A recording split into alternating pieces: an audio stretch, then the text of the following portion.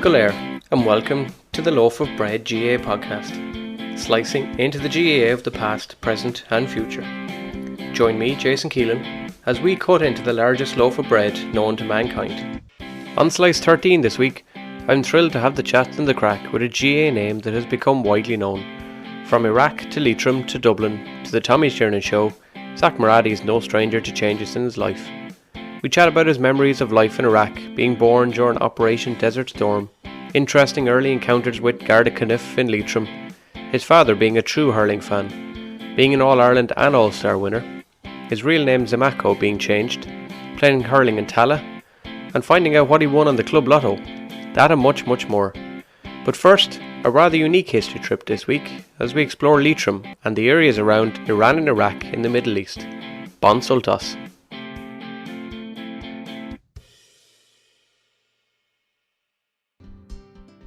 Today we go west from last week's slice in County Cavan to County Leitrim, but not before we go via Iran and Iraq. Zak Moradi, or Zak as he is better known, was born in the city of Ramadi in Iraq.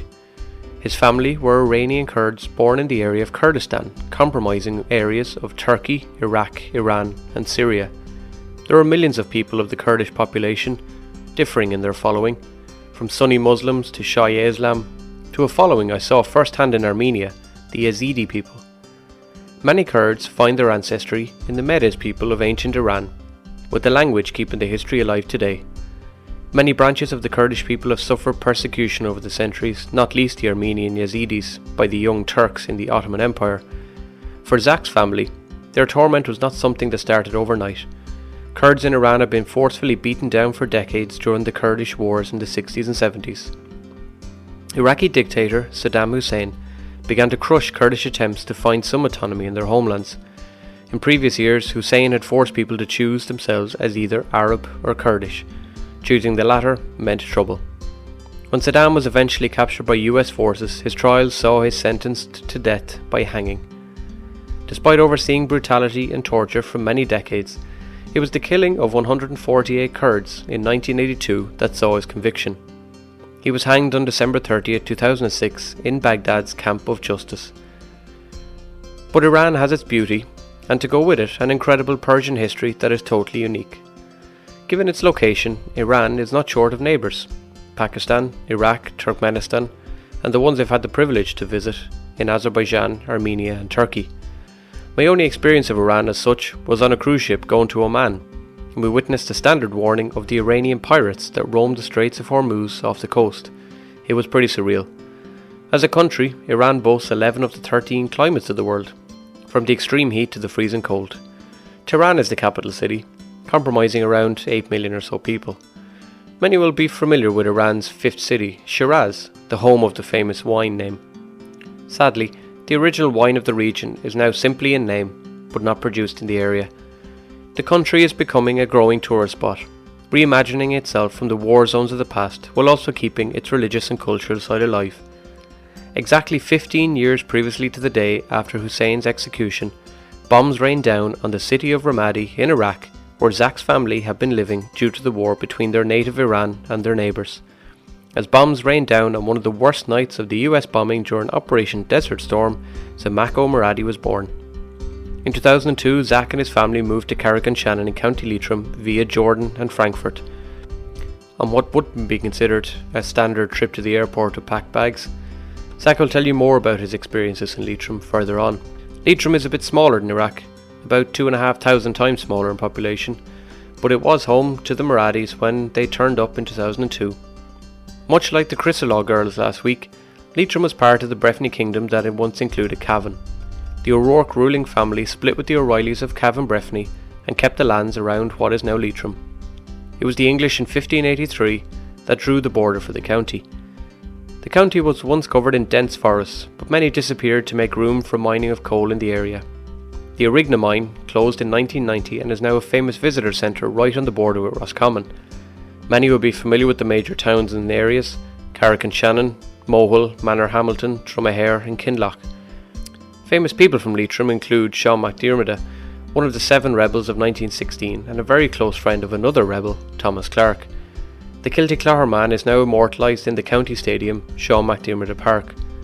Others include Pat Quinn, the man who founded the famous Quinsworth stores, journalist Paul Williams, and GAA player, manager and pundit Colm O'Rourke, who represented Meath but bears the iconic Leitrim surname.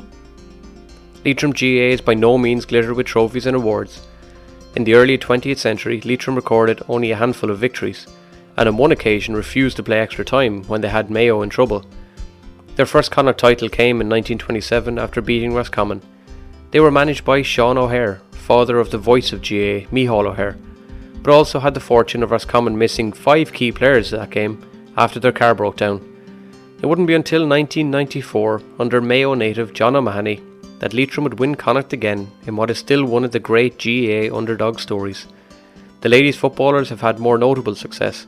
7 Connacht titles between 81 and 92, including a prestigious 5 in a row, a Junior All-Ireland in 88 and an intermediate title in 07. But arguably, the county's most famous modern-day success came on June 22, 2019 in Croke Park, when the hurlers of Leitrim defeated Lancashire in the Laurie Marr Cup final in an epic 223-222 victory after extra time, the county's first ever hurling accolade. James Glancy's goal in the final seconds levelled the game, and points by several players, including Zak and his good friend Garda Cunniffe, saw them squeeze past the English outfit. Although Zak has plied his trade in Dublin for more than a decade now, Leitrim will always be home. As Tommy Tiernan put it, Zak went from living in a country surrounded by oil and came to one surrounded by alcohol and Guinness. And if you haven't heard Zak speak before, he has embraced everything there is about Ireland over the past 20 years.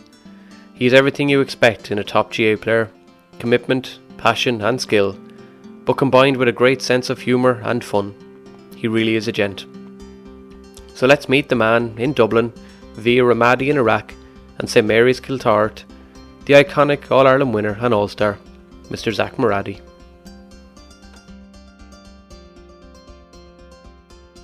Well, Zak, how are things? How are you getting on? Sure, not too bad. How are you keeping? Not bad, not bad. How's all in Tallaght? All good, not bad, not bad. It's kind of a bit fucking ridiculous at this stage with this lockdown, you know. Yeah, the question I've asked everyone at the start so far, been interesting one. I know you've had Martin and Clement. I know 2 Leitrim men were your main influences when you came to Ireland first. Was there any other major influences GAA wise who set you up along the way? Yeah, there would be.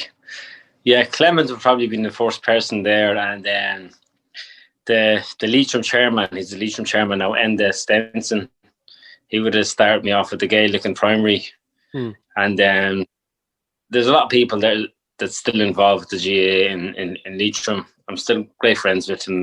Barry Singleton and Fintan Cox, Kevin Kennedy. You know, there's a lot of people there. You know, where I started, it was probably without them, I wouldn't have been anywhere really in life, I say. You know. Yeah, fair enough. Yeah, and Martin was a guard who was introduced to you very early on. On the streets of Carrick. Yeah, there's a great story behind that. I know you've told it a few times. Do you have much memory of that story yourself? Or I do, yeah. It was about we were coming to a fucking we were only only new in the country, you know. Yeah. But my parents we went to Paddy's supermarket, and my parents get whatever you want, you know. So it was like 2 of the brothers grabbed I think it was a Budweiser and a Guinness and a Bulmers, like wherever way it was, you know. So we walked out of the supermarket. Obviously, my parents didn't know what it was. They just thought it was like a can of Coke or something, you know. Yeah. and then it was just started drinking down the middle of the street, and then Martin came along, and I started, you know, giving parents kind of, you know. We wasn't giving out, but in a way, it was like they're not allowed to drink, you know, all this. So we had so the can was nearly gone anyway at that stage. Yeah, that story was just quality. That and then the history that came up afterwards, where he ended up being your manager then. Yeah, he ended up being my manager then, and it's amazing the way things end up in life, because you know. What fella could be given out to you, and the next day he's your friend, or he's your manager, or he's your, you know, it's it's been a long journey, and it's been a Yeah. great journey. Yeah, But I was gonna say a little bit about the journey. I suppose I know you've chatted, and I loved watching you on Tommy Tiernan the other week as well. I suppose I've been to like Armenia, Azerbaijan, gone along the south coast of Iran, and I've seen a lot of the countries around Iraq. But yet Iraq just always seems to be this like, oh Jesus, don't go near, what are you doing kind of thing. Did your parents? I know you were born yourself, like in the middle of Operation Desert Storm, as it was back in the day. Did your father before he passed and your mom, did they ever mention much about it, or is that time kind of not something they ever want to look back on? it's whenever their friends were over, they always talked about Mm, Iraq, where they came from originally, and in what you call it, in Kermanshah in Iran. So mm, we're really it's just border. yeah. But but they always talked about home like any other Kurdish parent that ended up in Ireland or anywhere in the world. It's Mm, like, you get probably hundreds of thousands of Irish people in America or Australia, and they'll still mm, talk about home. They yeah. talk about Ireland, they're always come home to visit, and they're always, sometimes they'd love to move home, but then, you probably get majority of Irish people gone to, England or America. They've gone over since the 70s or 60s. They went over as young fellas, as a 20-year-old, just say Mm, example. yeah. And they ended up settling down there then, and they had kids over there, and then their kids grow up there, and then it's very hard. It's very hard for them to come home, to move home altogether, because their kids are American or they're Brits, Mm, because they're brought up. Hard to take them out of school when they're 13, 14, trying to move back home. Then trying to, it's very difficult. yeah. And I give you, and there was just there's a Polish lad. His name was Adam, and I was like, oh, geez. He said, he's living in Ireland about 15, 16 years, and he's managing work. But then he said, I think if I don't go home now to Poland, he said, I have my house over there, I have everything, He said, if I don't go home now, he said, I always want to go home, And Mm, then he said, go home now. I'll never go home. I said, why? He says, my daughter is only 3 now. If she turns about 7 or 8, 9, and 10, it'll only get harder. We'll never be able to go home, because then she's mm, pure Irish. She will would find it hard to go home, and it'd be terrible trying to get her out of school, or she's in school and stuff like that. But we yeah. said we go home, but she hasn't started school yet, and it's Yeah. hard the way the stories, the way it ended up. And there's another lad that works with me. He's Polish as well, and he's in late 50s, And I said, do you like living in Ireland? He said, I love living in Ireland, but he said you can never beat where you come from.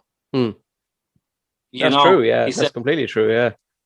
yeah, he said, and he said, and then he says, you look at Barack Obama, just say his father was Kenyan, but he'll Mm, always have Kenyan heritage or yeah. that ethnic background in him.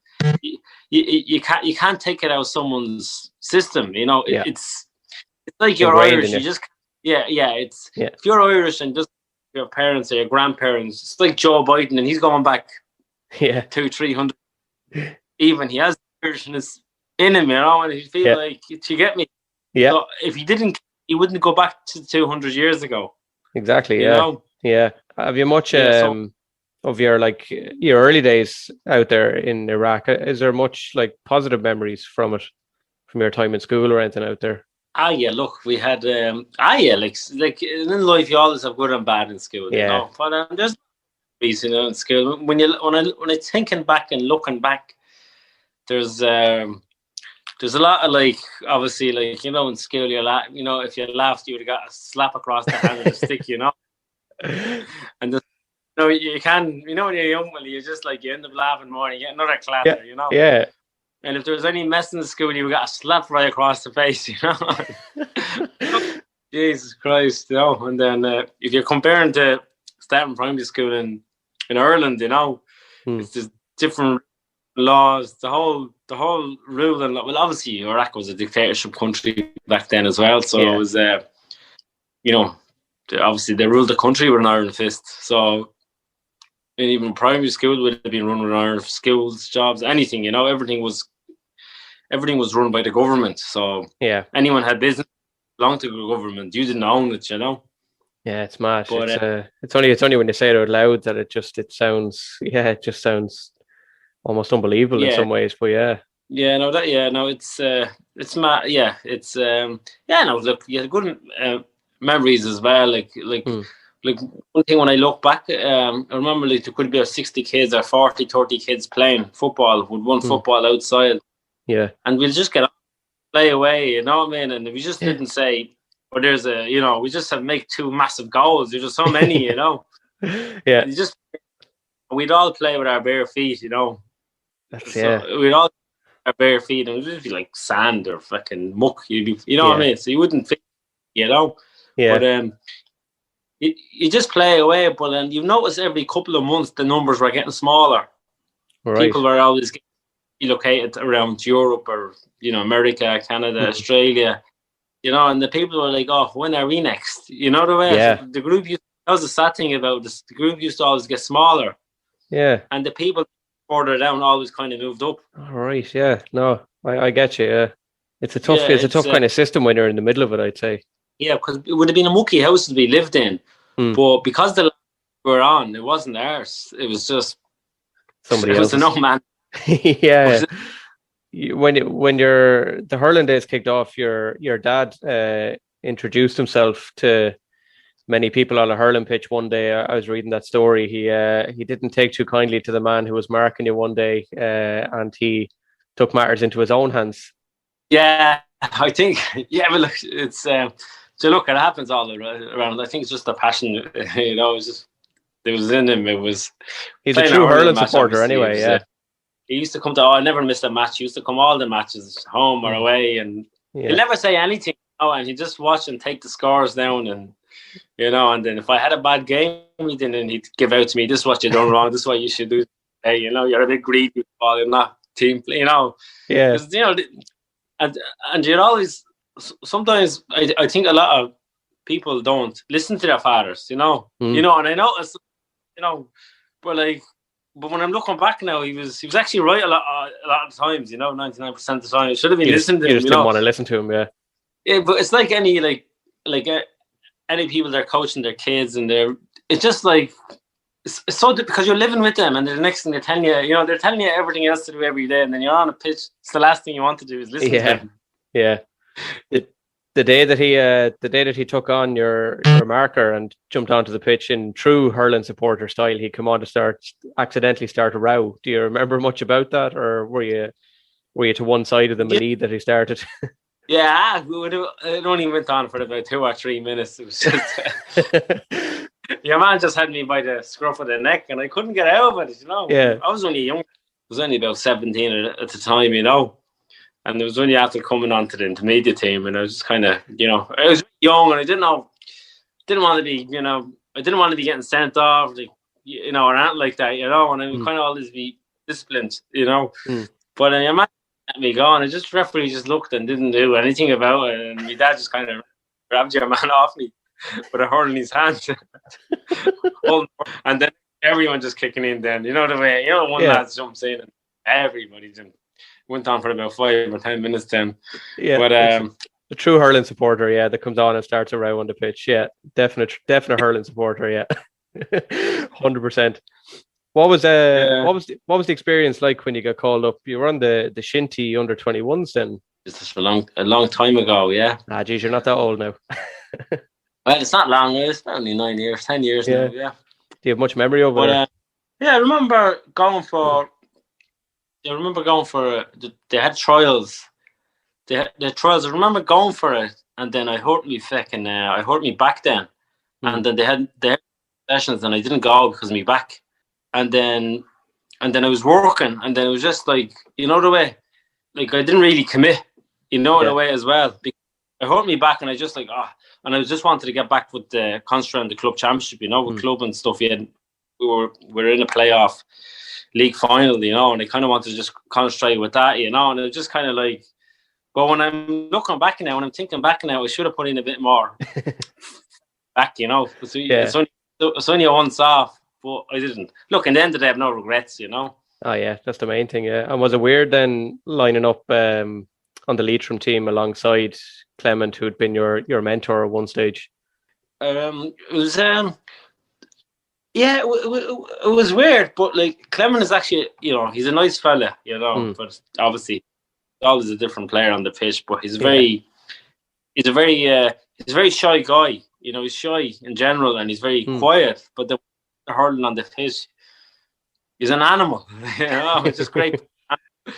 But obviously, all that hurling came from Galway. His parents from Galway. Yeah.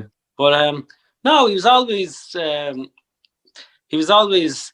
He was he's a nice fella, and he's always willing to tell you what to do and stuff on the pitch. I always listen to him because he was always older than me, and the way it's always the young fella. You're only coming onto the playing. You're always listening to the older fella. It's the same with club hurling. I always listen to the older fellas that was on the pitch because they're the ones that are the experienced, that are around a long time. Sometimes when you're young, 18, and you're going on the thing, you're trying too hard sometimes, and you're trying not to pass them, trying to score, but sometimes you get a bit older, then you're on the same team for about 10 years, 11 years, and you're just like, you get a bit more smarter. I think you try to use the brain. Yeah, it's like even in the Laurie Maher final, and I could just see James running down the whole middle of the field, and it was only a couple of but if I was 18, 19, there's no way I would have passed that ball. Just tried to fucking run with it and lose it or stick it over the bar, and which was we needed to go in it, But because it's a bit more older, the older you get, sometimes the more mature you get with the ball, Yeah. No, that makes sense. Yeah, definitely. Yeah, speaking of the Laurie Maher, actually, you were made you were technically an all-star before you won the Laurie Maher in 2016, and then what was the feeling like when you were picked on the best 15 that year? Can you remember? It felt great, and I always say nothing is easy to be won. Awards you always have to work for it, and sometimes it pays off, and sometimes it doesn't. Sometimes people don't win. You don't win that much trophies, but you might get an award, or you might get a special award for your contribution into hurling, and it was a great feeling because you'd always have that trophy, and you're always in your friends. I know sometimes the lads be slagging, yeah. But I just take it as a laugh. But at least it's great because they'll always remember. Medals are not easy won, and it's like we're intermediate hurling for the club for years, for the last 11 years, and every year we're like on it. Every year, in Division 3 league and hurling in Dublin, it's like every game is a championship. You need to win every game. You need to win every game to get over, unless you lose one and you might get into a playoff final or to get over. It's so hard trying to hurling and football in Dublin. The standard is very high, and then every year we were like, "Oh, we'll get out next year," or we'll get out the year that. And every year you hear the excuse, next year, and the years go off before you know it. But thankfully we got out intermediate, and now we're playing Division 2 Senior League, and then we're playing Division 2 Senior League, and we're just holding our own standard at that level. And then we're playing senior, and we got to the Senior B final then as well. It was just weird the way it was, because when we came up first, we went to Intermediate Dublin Championship, and you go to a Senior B, and we said we all just kind of said, "Oh, geez, Senior 2 is Division 2 is tough," because there's so many hurling teams in Dublin. It's there's a lot, and there's always that kind of like every league game, everything's just a championship game, every league, because like I remember we won about we're Division 2, and we won about 4 or 5 games, and all of a sudden we were happening like we're going to go Division 1 league next year, and all of a sudden you can lose 2 games and you're down at the bottom again in relegation. And that's the way it is in Dublin. The same with senior football Division 1 or 2. It's still, you're not guaranteed any. You could win 7 games. You could win 7 games in a row, and you can all of a sudden you could be by the end of the year in relegation because there's so many teams in the league. Yeah, but I remember all right, because I was in Dublin for about the last 10, 12 years or so, and you get to go to a few matches. But the competition was unbelievable. I know you're out with Thomas Davis out in Tallaght, but even I suppose around where I was, like around Clonsilla and stuff, like even the teams around there, you see was there for a lot of, the rise of Castleknock, basically, who came kind of out of nowhere, and then they're just suddenly, competing at the highest level. So yeah, I get the idea of every year it's going to be our year kind of thing. That's in Dublin, everyone believes, I think it's going to be their year. Hopefully, just the competition is just so fierce though. Yeah, but the good thing is like it's good the way you go out. Even I talk to my friends, a lot of my friends who play football, and they always give themselves a chance.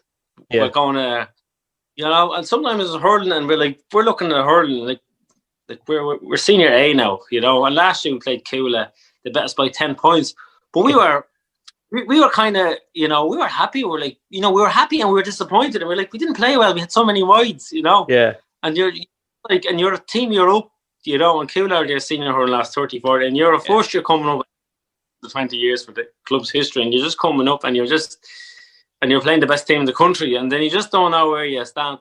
But I always feel like when you're playing big teams, you always learn. Yeah, you learn.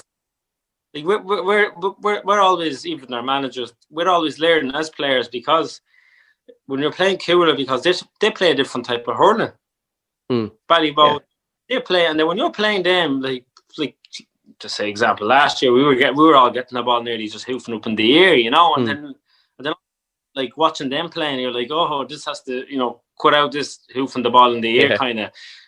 More stick work, more quick hand passes, give the ball man off the shoulder, kind of, the way they do in football. There's a lot of passing, and but hurling, you obviously you do it a lot more quicker and faster, and that's the way the hurling. And we're always now saying in the club, if you're not able to strike left and right, there's no way you make senior. You have to have the skill. You have to be like there's a lot, and we're not like, we're always working on that in the club as well. We're always trying to see what other clubs are doing. How could we progress to get to their level?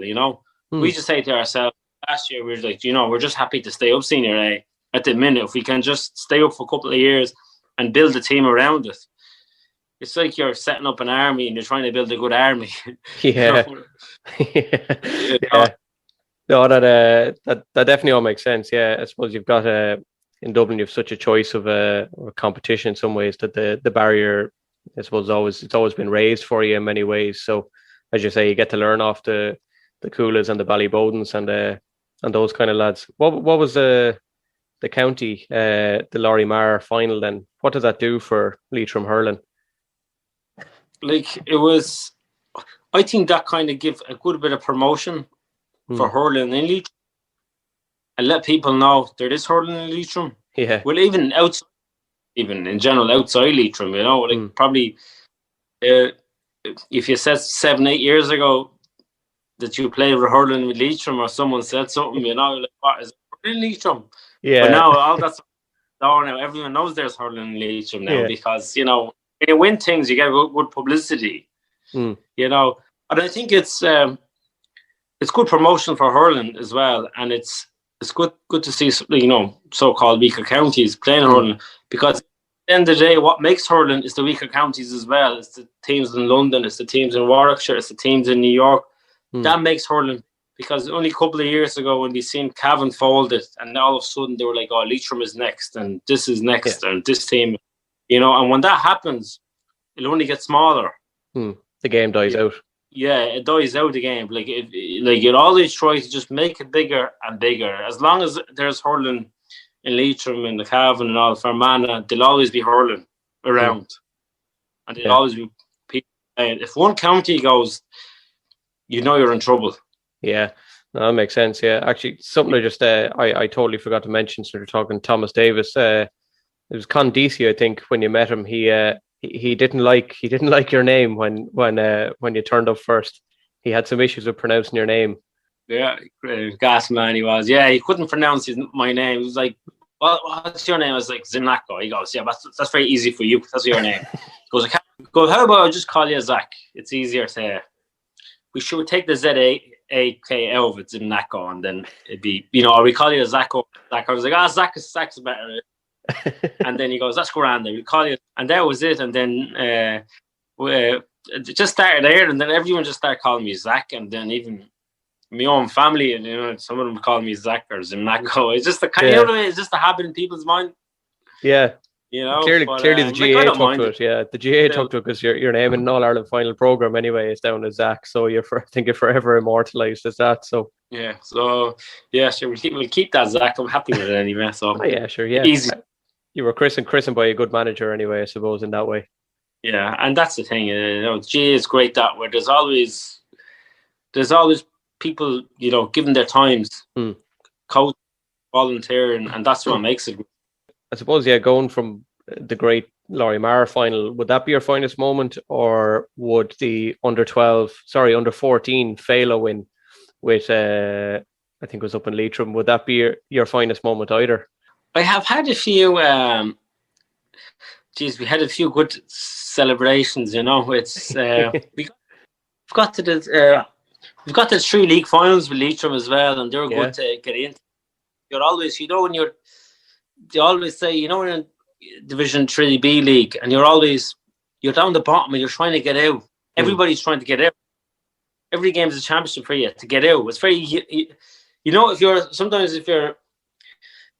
if you're a senior A championship team, you're already up the top. Yeah. You're concentrating to winning that, not anything else, or you're trying to compete on top 4.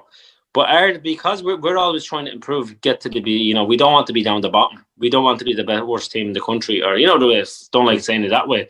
But you're always trying to get out of that, win something, win it, in 3B, get up to another level and play another higher standard level, and there's just standards just gets better. But the standard of hurling has improved so much. I've noticed in the last 8 or 9 years I'm with Leitrim. The standard, all the count, there's the standards have gone very high. I think it's got I think what hurling went back a good bit. I think when the recession hit, and there's less money around, there's less money going into it. No, it's always, sometimes I know people give out about money, but money does help get you more slitters, more gear, and get you set up professionally. Going now, playing matches and stuff, for gear and stuff like that. The standard hurling I've noticed has improved so much, and it's just, you see them now, they're all able to hurl. There's no, they're all hurlers, they're all training, they're all training, even with Leitrim, they're all training 3-4 times a week, which is gone, could you imagine what the rest of them are? Everyone's trying to, be good as the next team, Yeah, and speaking of the training as well, you do quite the commute. You've often stopped off here in Mullingar, I think, and in Tubber, down in Offaly. Is that just pure commitment for the love of the county, or just you get to meet up with the lads as well? Is it a bit of everything? It's a bit of everything. It's a fair drive, yeah. Fair drive, and I think it's the drive. The driving is the killer, Yeah. It's the driving is especially when you're in Dublin you're trying to go train on a Tuesday, and then with this traffic, and by the time you get get past the loop, nearly like grand. It takes you nearly 4. I try and get out from Chapel Izzard after each day, and even just getting out that far out to Lucan is, I know, and then I can only imagine going as far as Leitrim then. So so it's it takes a lot more. So that's the thing. It takes about, going up to Leitrim maybe on a Tuesday with traffic and everything. You're talking about 2. When you're coming back, there's no traffic. When you're coming back, you'll be back in an hour and 45 minutes. So it's the difference. But that's your whole evening gone when you're going down. It's your going down Thursday, your whole evening. You don't get home till about 12 o'clock at night, or 1 o'clock. You'll have to drop a lad home or 2, and then you're born, and then it's just, and it goes, you're constantly, it's dedication, and it's that's why even going up, like when I was going up, we still have about 25 to 30 lads training, it's amazing, the standard that people want to play, Yeah, no, it's just kind of what you were saying as well, the standard hurling going up, that kind of shows you, I suppose, to the lads will turn up, 30 of them turn up on a Thursday night, and some of them, like yourself, driving from South Dublin, it's some commitment to make 2 nights a week, and then to go to a match as well. And do you ever get back to Leitrim without the pressure of training or a match, or you're still in touch with a lot of them down there? Oh, I do, yeah. I love that. When I get a bit of time somewhere on the night, a bit of the nice weather, sometimes after the match, I go for a few pints. Yeah. I go on the Moon River boat for an hour or 2. cocktails. Sounds It's good. Yeah, sounds good. Yeah, but and the yeah, last few questions then. I suppose not putting you under any pressure as such, but who would be the best manager that you can say you've worked under, if you had to pick one? who's the best manager? Yeah. I wouldn't. My opinion, I wouldn't say. I'd say they're all great. Mm. They have all certain good things. Mm. Okay, I'll You take that. know, So yeah, that's your sitting on the yeah, fence answer, is it? You just don't want to offend Martin or anyone. no, they're all. Martin has done great service. Everybody has done their. You Yeah. know, like Martin is there. What is there? 30 odd years. Done brilliant work, great work, and he's Mm. just his heart, his life into it. You know him. Not only him, his family in general, and Yeah. his wife, and same with Paddy O'Connor and Paddy Phelan and Paddy O'Connor, and they're all just like secretary. It's always the same 4 or 5 guys being running that country in charge, Yeah. the army, Yeah. and then they're always kept it, looking after it, and same with Leitrim hurling, and it's always been the same 4 or 5 lads that had grabbed hurling by the scruff of the neck, trying to improve hurling in Leitrim. So they all have done great work, Yeah. and then that's the thing. And then another fella comes along and he does his own, he does a great work in a different way. Everybody, like some Paddy O'Connor used to be ringing in the whole time. Oh Jesus, and you get another fella looking after the jersey. He does his own good things. Yeah. Everybody, like, always get the fella that takes the jersey home. He does great work. They all do certain good things in life. Yeah, it's brilliant. And it's Yeah. all volunteer. Yeah, it's all volunteer. Yeah, that's the key behind it all, I suppose, isn't it? And can you remember? I suppose there's a lot to choose from, but can you remember who your toughest opponent or a few opponents that you've had, club or county? Toughest. Hmm. Yes. Maybe the lad who had his hand around your neck and your dad had to come on and sort him out. I say, like, there's always there have been a few over the years. Hmm. You had both club. See, sometimes I wouldn't know their names. You know the way it's. Yeah. Football is easier to put people's faces, and I'd say the toughest. There's I say, like, we have player defenders in county. Probably I say in hurling the toughest that probably that marked me would just say with county our own when we played matches. It's probably James Glantz team. He didn't play this year, obviously last year, but he's been there a long time. But he's a footballer. He's just he's an athlete, but he'd play anywhere, or any position you put him in, and he'd always like he could be 10 meters away from you, Yeah. And you're like, I have the ball, and he's always reading you and reading where the ball is, and the ball could be coming. He's 10 yards ahead. You're like, what the? It was like James in the Larry Maher final. Yeah. You just don't know where he turns up. Like game for hurling, and he could be playing centre back or full back. He'd always get 2 or 3 points. Yeah. But because I know that because I'm playing a long time, but other opposition wouldn't know.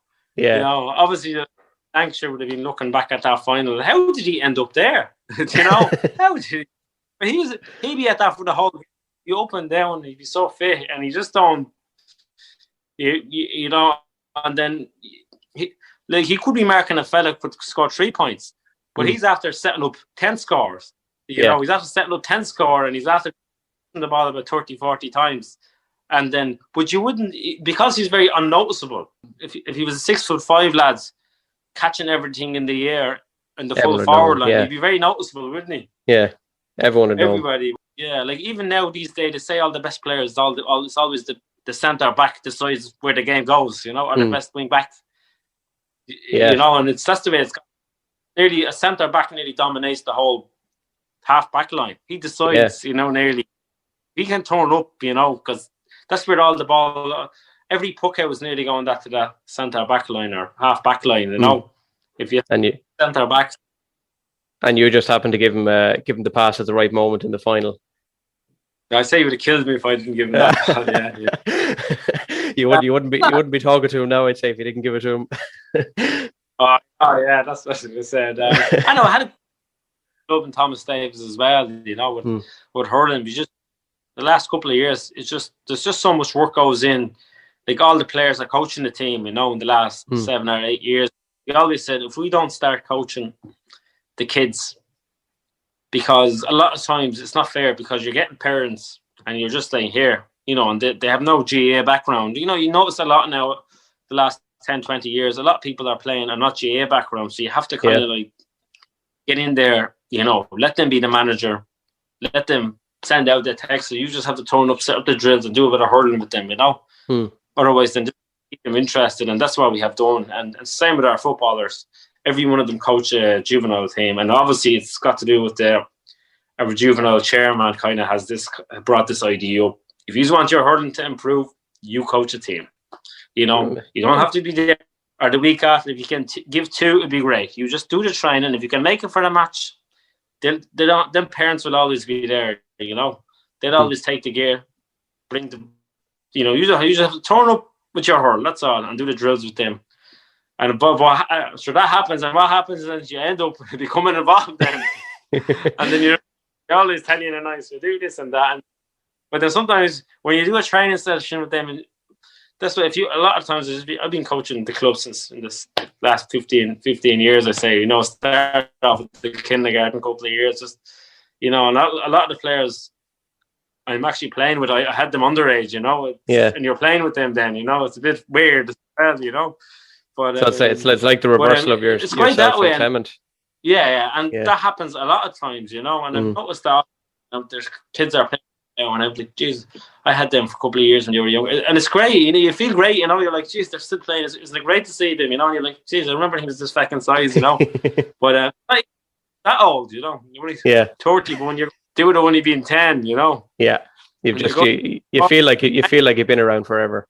And it's great. And then when you're going out, they're playing, football, intermediate or senior, and you're going out, and it's great. But I'm sure everyone has the same feeling as me. It's sometimes you go out and then you're trying a team, but what happens then? And sometimes you're like, I want to go watch them. I fucking want them to do well, Yeah.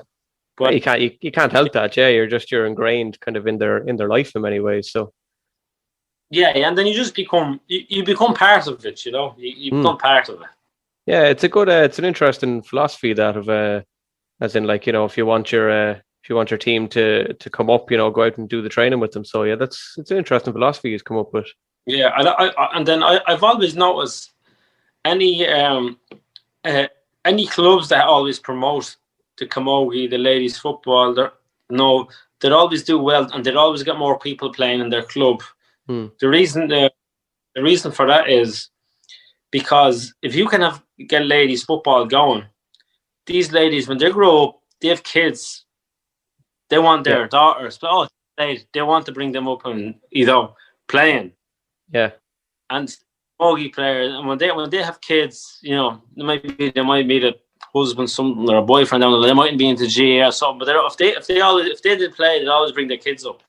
Yeah, and that's why. And I've always noticed in Dublin, all the big clubs and that are winning, it's always seemed to be the jewel clubs that that has ladies, men and women both playing. Yeah, and they're always. And you always look at it, all the winners, Kilmacud, Ballybowden, Thomas Davis, anyone that's winning championships and all that, it seems they have that mixture of everyone playing. And that one makes the club bigger. And the bigger they get, the more people playing, and the more you're going to win down the line. Yeah, the better the future becomes. Yeah, that sounds like that sounds true, I suppose, for a lot of the top clubs. Yeah, that is correct. Yeah. Speaking actually, the last one I want to ask you before the quick fire round, if you're happy to play it, it's a key question I've asked everybody, and I think the other day I got my first yes to this question. But have you ever won anything in any of the local club lottos? I have, yeah. You have? Oh yes. I have won. I won $4,500. Stop! Did you? Yeah.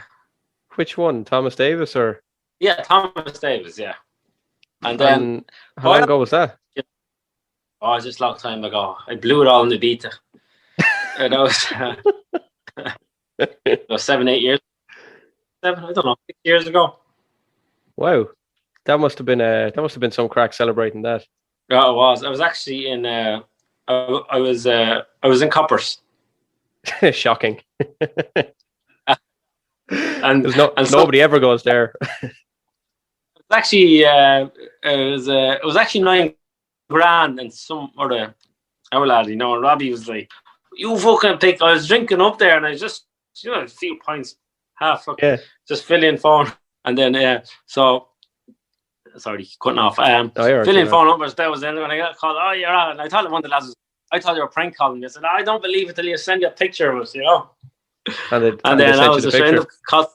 Then they sent me the picture. I was like, yeah. So I ended up fucking spending about 700 quid that night buying all the last drinks. That's brilliant. I because the best I got up until.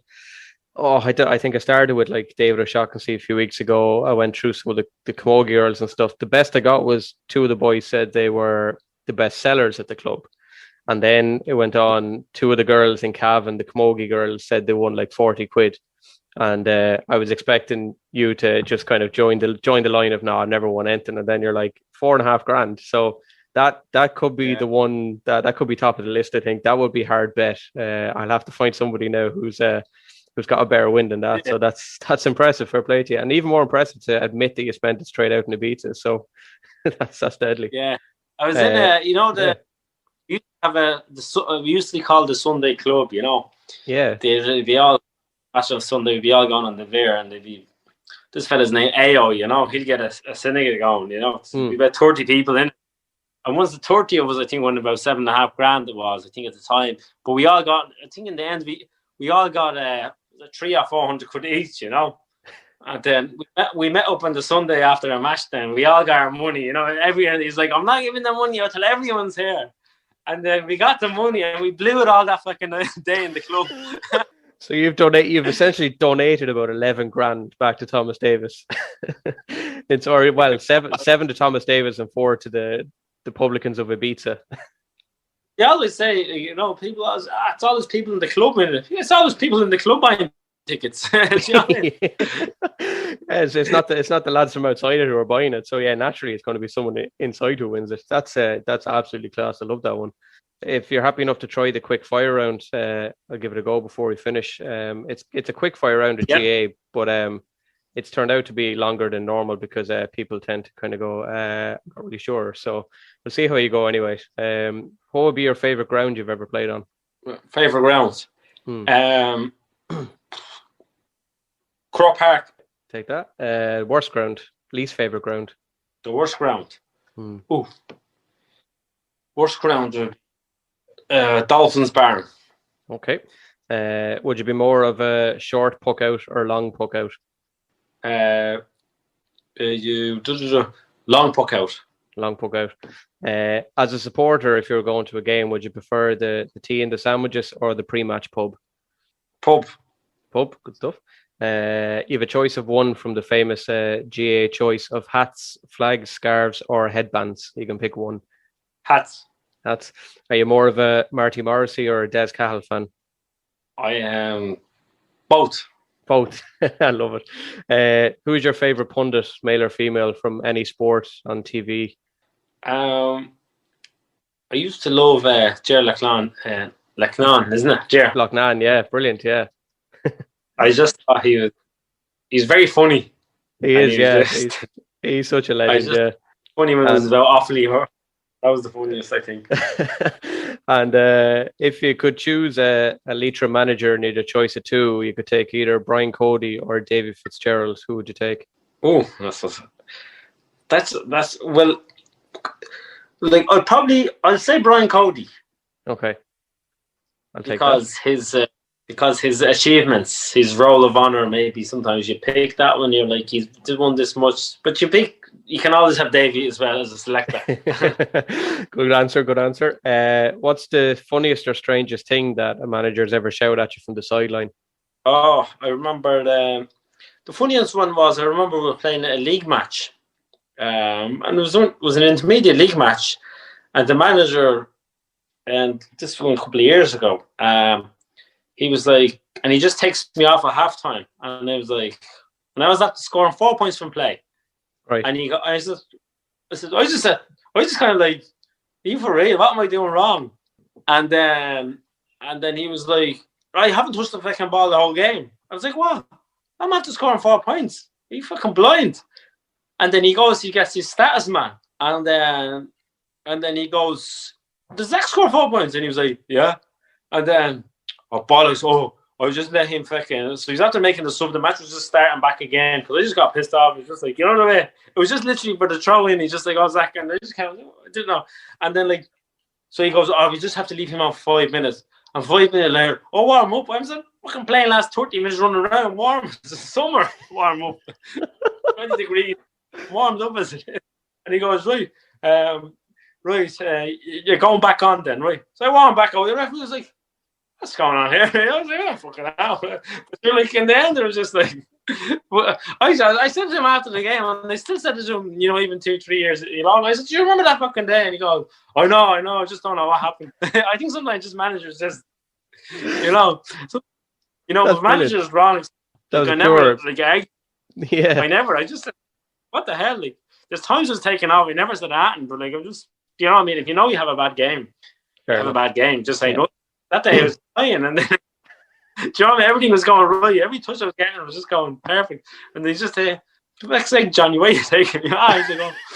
That's brilliant. I just thought it always been in my head, though, It was just like, it was him to see. What was he watching? Yeah, that's brilliant. I love that one. That's a class one. Yeah.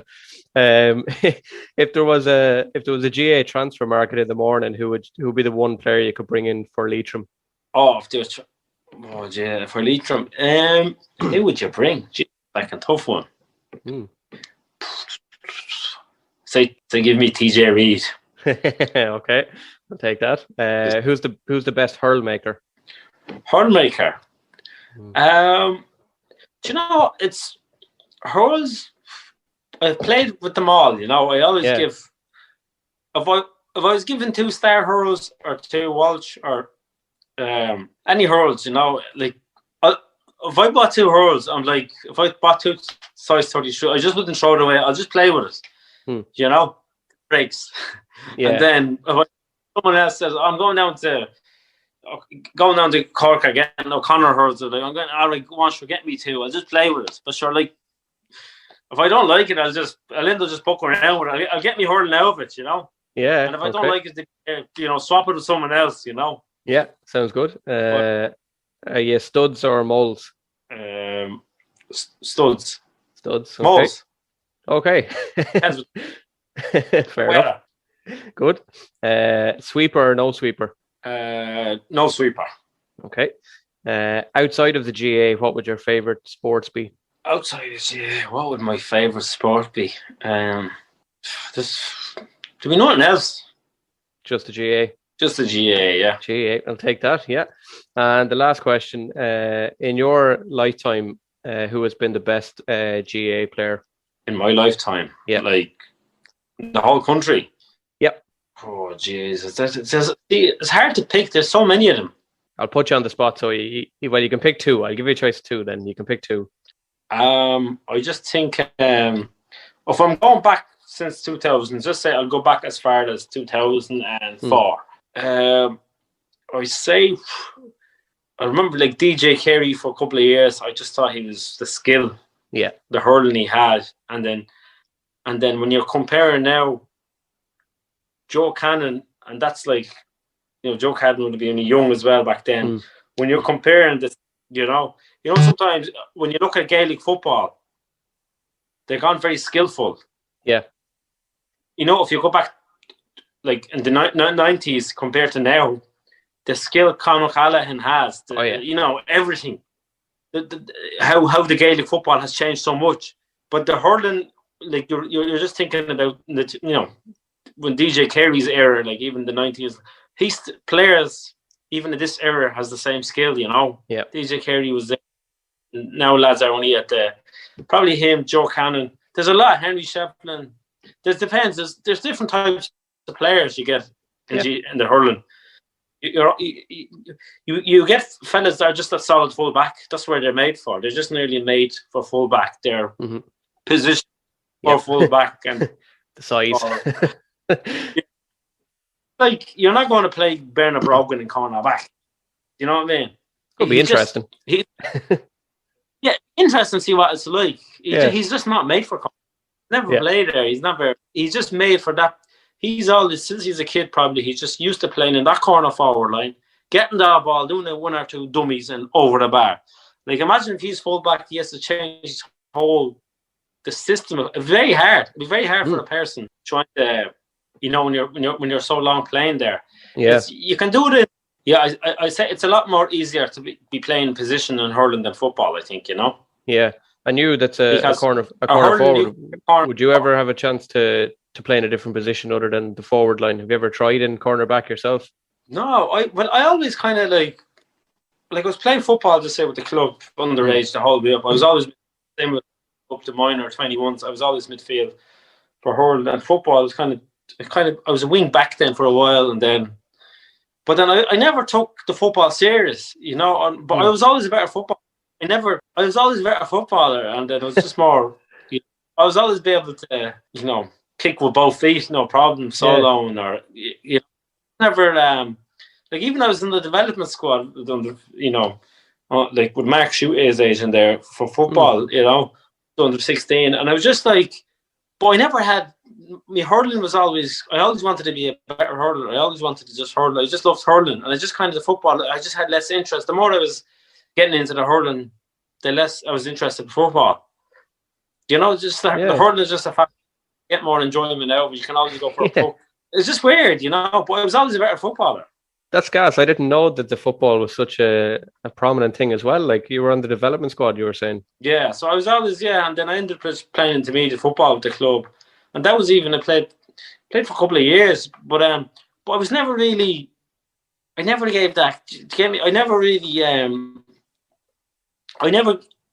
gave a commitment. It was just, I was always playing hurling, and I was kind of playing with Leitrim and the club in the hurling.